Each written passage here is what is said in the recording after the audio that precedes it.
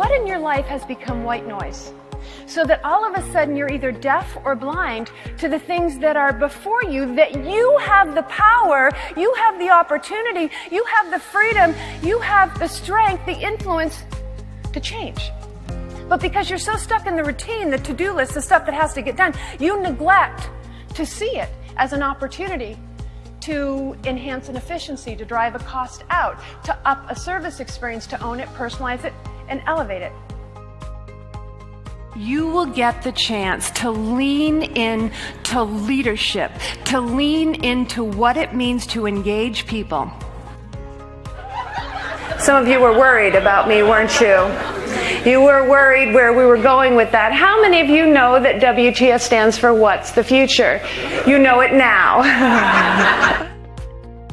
I think what we find is we find that it can be all-consuming. If the truth be known, some executives will say, I get this sense of innovation vertigo where I know I'm supposed to do it, but how do you embrace it all?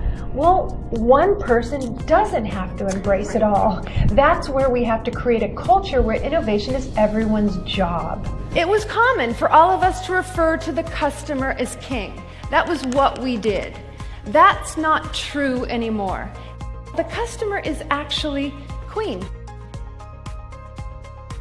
Once you know what she is concerned about, then you can start to better address her, engage her, facilitate her learning, facilitate her conversations, facilitate her improvements, facilitate her achievement and realization of her goals. I'm not looking for a fly-by consultant. And so she's been part of our family, working with us, highly inspiring and high quality. They're real, they're genuine. They have the vision of how to help us and help you. And I really think that we're beginning something great. And we're adopting you. We want you to be a big part of our lives.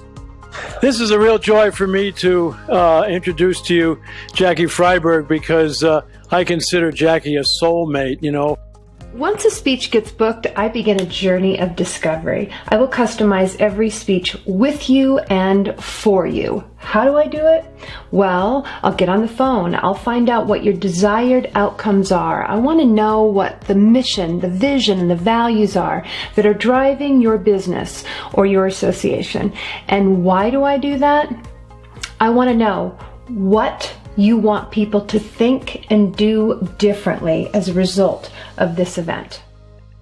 In our own little pockets of the world, what is it going to mean to become unforgettable? Not ordinary, but unforgettable. If the admissions process, if discharging, if that's all standard and it's pretty, it's relatively easy.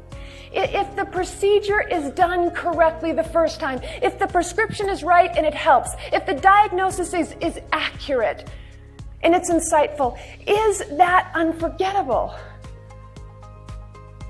No, it's not. It's expected. These days, it's ordinary. What are we going to do to become unforgettable and extraordinary?